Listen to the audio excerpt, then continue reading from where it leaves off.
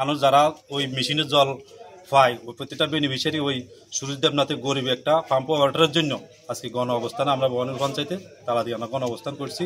তার জন্য আমরা ব্লক কর্তৃপক্ষ অর্থাৎ ভবানীপুর গ্রাম পঞ্চায়েতের আধিকারিক, প্রধান, পঞ্চায়েত সেক্রেটারি প্রত্যেকের কাছে আমরা আজকের দিনের মধ্যে ওই সুরজ দেবনাথের বেতন পাইতে চাই।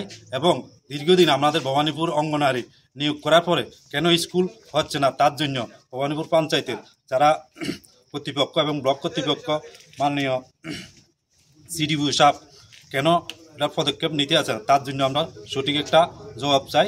আগামী এক সপ্তাহের ভিত্তিতে আমাদের অঙ্গনারী নিয়োগ করতে হবে। আজকের মধ্যে আমাদের এই পাম্প অপারেটরের বেতন পাইতে হইব, তার জন্য মাননীয় মুখ্যমন্ত্রীর কাছে আমরা একটা সুবিচার চাই। ঠিক আছে। দেবনাথের বেতন বন্ধ কেন ব্লক কর্তৃপক্ষ জবাব চাই, জবাব দাও। ভবানীপুর গ্রাম পঞ্চায়েতে পাম্প অপারেটর সুরজিৎ দেবনাথের বেতন বন্ধ কেন ব্লক কর্তৃপক্ষ জবাব চাই, জবাব দাও। এই ভবানীপুরে অঙ্গনারী কর্মী নিয়োগ করে স্কুল চলছে না কেন ব্লক কর্তৃপক্ষ জবাব চাই, জবাব দাও। আমাদের আন্দোলন চলছেই চলবে, আমাদের লড়াই চলছেই চলবে। রাজ্যের মুখ্যমন্ত্রী ডক্টর মানিক শাহ জিন্দাবাদ, রাজ্যের মুখ্যমন্ত্রী ডক্টর মানিক শাহ জিন্দাবাদ।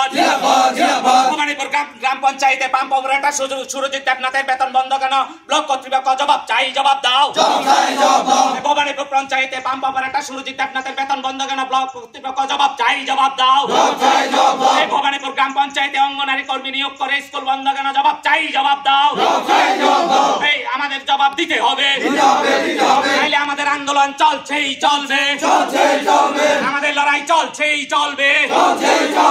রাজ্যের মুখ্যমন্ত্রী ডক্টর মানিক শাহ জিন্দাবাদ, রাজ্যের মন্ত্রী টিঙ্কু রায় জিন্দাবাদ। এই বাবা আমাদের ভবানীপুরে পাম্প অপারেটর সুরজিৎ দেবনাথের বেতন বন্ধ